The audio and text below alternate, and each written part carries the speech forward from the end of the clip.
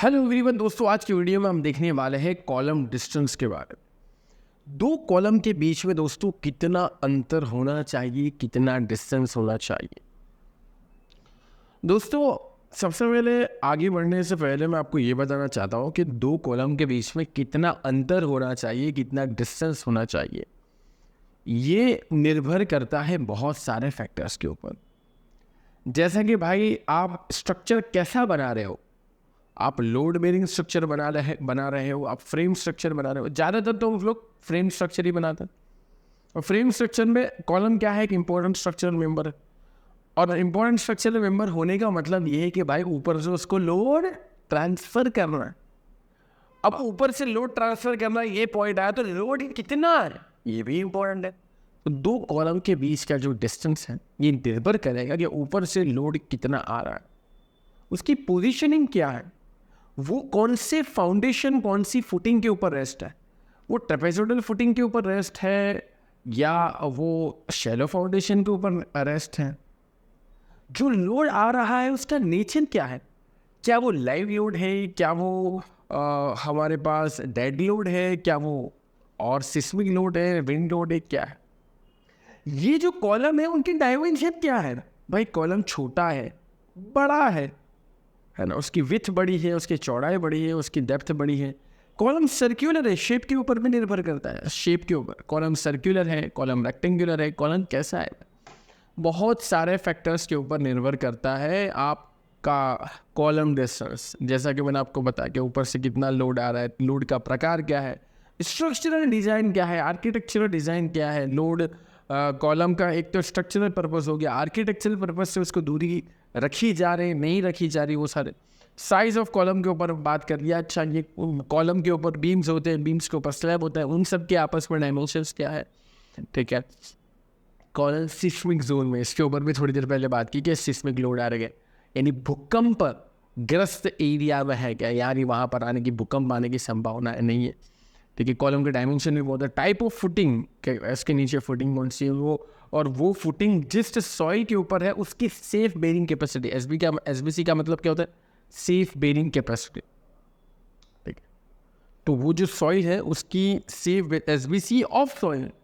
यहाँ पर बहुत सारे लोग एसबीसी में बहुत सारे प्रोनाउंसिएशन ऐसा करते हैं, सॉइल बेरिंग कैपेसिटी। नहीं, सॉइल बेरिंग कैपेसिटी होता तो ऑफ सॉइल नहीं होता। ऑफ सॉइल इसका मतलब, और यार बेरिंग कैपेसिटी, यार तुमने अगर मेरा फाउंडेशन वाला लेक्चर देखा है तो तुमको वहाँ ये सेम बेरिंग कैपेसिटी मेरे बोलने की रिक्वायरमेंट नहीं है, क्योंकि वहाँ पर मैंने ज़बरदस्त तरीके से बताया है what is safe bearing capacity, what is net safe bearing capacity, ठीक है। और इसी तरीके से जितने भी बेरिंग कैपेसिटी के प्रकार होते हैं, ultimate bearing capacity Q U, net ultimate Q N U, net safe, और न जाने जितने भी प्रकार है वो फाउंडेशन में। अगर आपने मेरा लेक्चर देखा है जियो टेक्निकल इंजीनियरिंग के पॉइंट ऑफ व्यू से मैंने समझाया था, साइट इंजीनियरिंग वाले कोर्स पे मिलेगा। उसमें जब फाउंडेशन फुटिंग के प्रकार थे तो वहाँ पर हम पढ़ाई कर रहे थे, तो उसमें इस टाइप के वर्ड आए थे कि भाई किस तरीके से बेरिंग कैपेसिटी फाइंड होती है। फिर मैंने आपको अल्टीमेट बताया था, फिर मैंने आपको नेट अल्टीमेट बताया था, फिर फैक्टर ऑफ नेट सेफ बताया था, फिर सेफ बताया था। बहुत सारी चीज़ आपको वहाँ पर सिखाई थी। कितने ऊपर, कितने माले हैं, कितने स्टोरीज है, कितने फ्लोर्स है, बहुत सारे फैक्टर्स के ऊपर निर्भर करती है भाई। यानी आजकल बहुत सारे लोग बोलते हैं भाई इतनी दूरी होनी चाहिए, भाई ये बहुत सारी चीज़ों का ध्यान, ये सारी चीज़ों का ध्यान कौन रखेगा, कौन रखेगा, आप रखोगे, डेफिनेटली आपको ही रखना। और इसके लिए मेरा एडवाइस हमेशा से ये रहता है कि भाई अगर आप मकान बनवा रहे हो, घर बनवा रहे हो, तो स्ट्रक्चरल इंजीनियर की सलाह जरूर है, अच्छे स्ट्रक्चरल इंजीनियर की सलाह जरूर है, जिसके पास ये सारी चीज़ों का बहुत अच्छा नॉलेज हो। और ई टैब्स है, इससे बहुत सारे स्ट्रक्चरल सॉफ्टवेयर्स है, तो आप सीख सकते हो बहुत अच्छे से।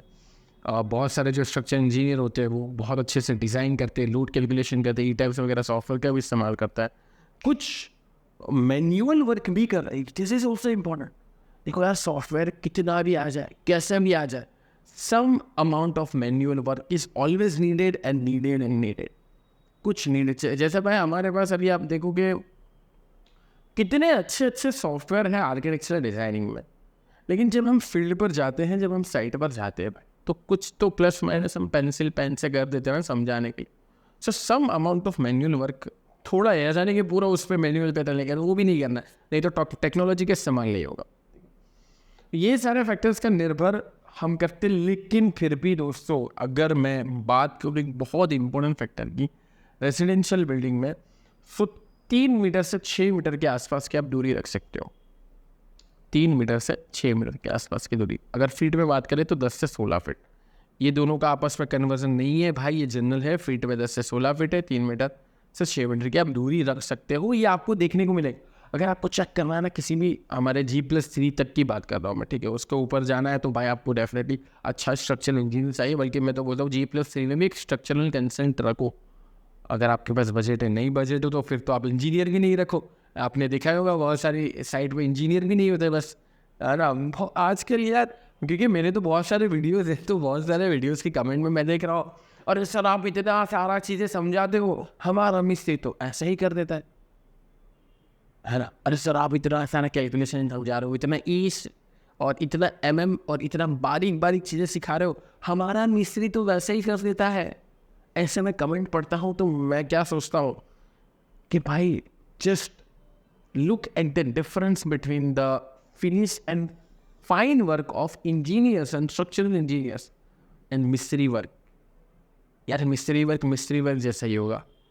मैं ऐसा नहीं बोलता ख़राब करते, उनके लेवल तक का बहुत अच्छा काम करते हैं, लेकिन ऐसे स्ट्रक्चर देखो जहाँ पर आपको मैजिक दिखेगा आर्किटेक्चरल इंजीनियरिंग का, स्ट्रक्चरल इंजीनियरिंग का, सिविल इंजीनियरिंग का। जब वो मैजिक कंबाइन होते हैं ना भाई, जियो टेक्निकल इंजीनियर का, तब जाके बुर्ज खलीफा जब कर पाएगा वो मिस्त्री, कर पाएगा बुर्ज खलीफा इस टाइप का कर पाएगा मिस्त्री।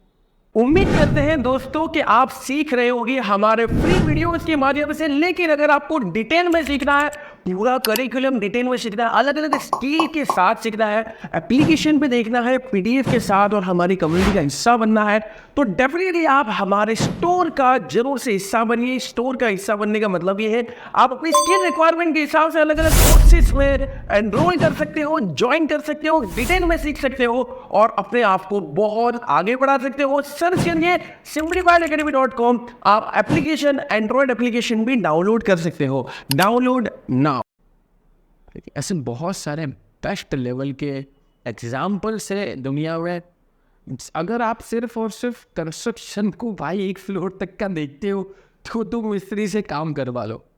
अगर आप कंस्ट्रक्शन को बस इतना समझते हो कि 1 floor, 2 floor, 3 floor, in general construction is very vast. उसमें सिर्फ और सिर्फ सिविल इंजीनियर से भी काम नहीं चलेगा, सिर्फ और सिर्फ आर्किटेक्चरल इंजीनियर से भी काम नहीं चलेगा, सिर्फ और सिर्फ जियो टेक्निकल इंजीनियर से भी काम नहीं चलेगा, सिर्फ और सिर्फ स्ट्रक्चरल इंजीनियर से भी काम नहीं चलेगा।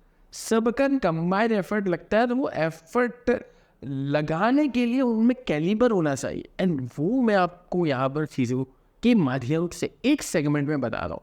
मैं ज़्यादातर सिविल इंजीनियरिंग के रिलेटेड ही बताता हूँ, तो आप समझे वो कंट्रीब्यूट करने के लिए पहले कैलिबर डेवलप करना पड़ता है कि भाई आपको स्ट्रक्चरल इंजीनियर होना चाहिए। वो स्ट्रक्चरल इंजीनियर वैसे नहीं पड़ जाएगा भाई।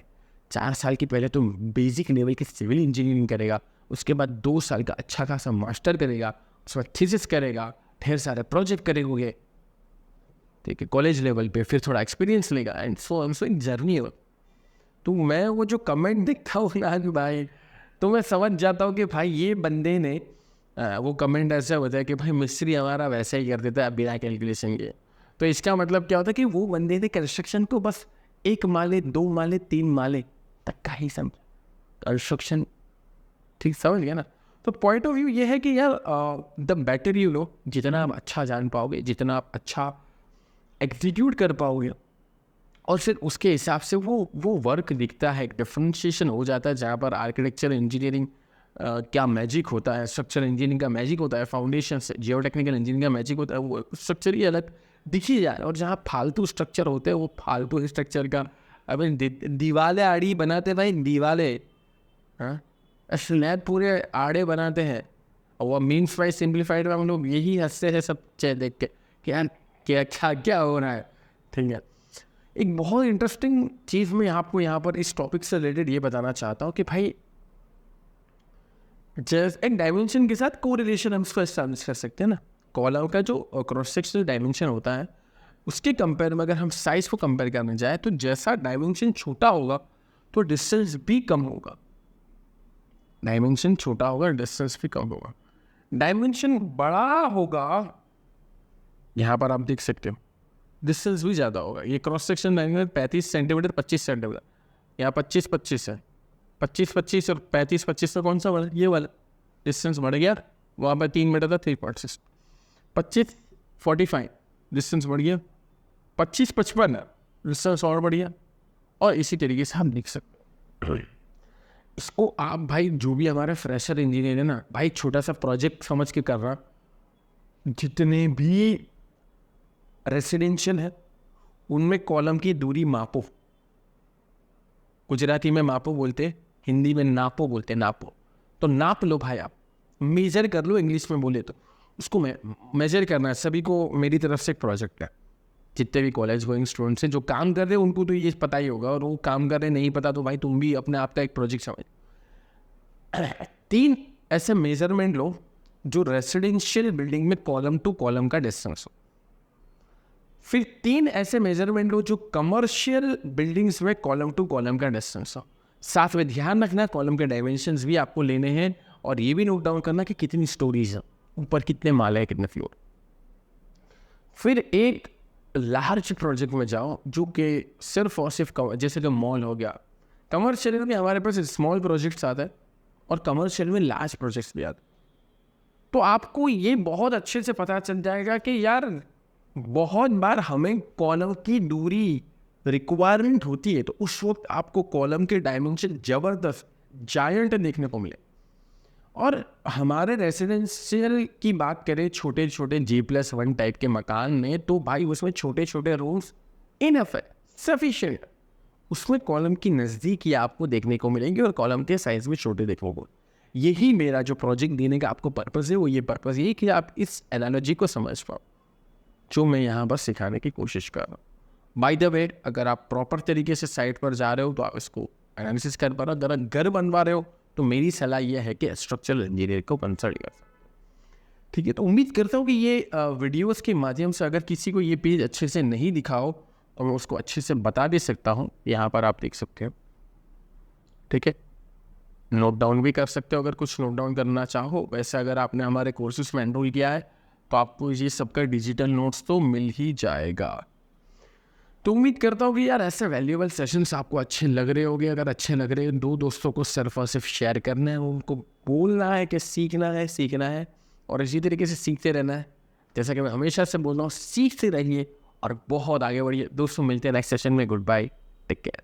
उम्मीद करते हैं दोस्तों कि आप सीख रहे होंगे हमारे फ्री वीडियोस के माध्यम से। लेकिन अगर आपको डिटेल में सीखना है, पूरा करिकुलम डिटेल में सीखना है, अलग अलग स्किल के साथ सीखना है, एप्लीकेशन पे देखना है, पीडीएफ के साथ, और हमारी कम्युनिटी का हिस्सा बनना है, तो डेफिनेटली आप हमारे स्टोर का जरूर से हिस्सा बनिए। स्टोर का हिस्सा बनने का मतलब ये है आप अपनी स्किल रिक्वायरमेंट के हिसाब से अलग अलग कोर्सेज में एनरोल कर सकते हो, ज्वाइन कर सकते हो, डिटेल में सीख सकते हो और अपने आप को बहुत आगे बढ़ा सकते हो। सर्च करिए simplifiedacademy.com। आप एप्लीकेशन, एंड्रॉइड एप्लीकेशन भी डाउनलोड कर सकते हो। Download now.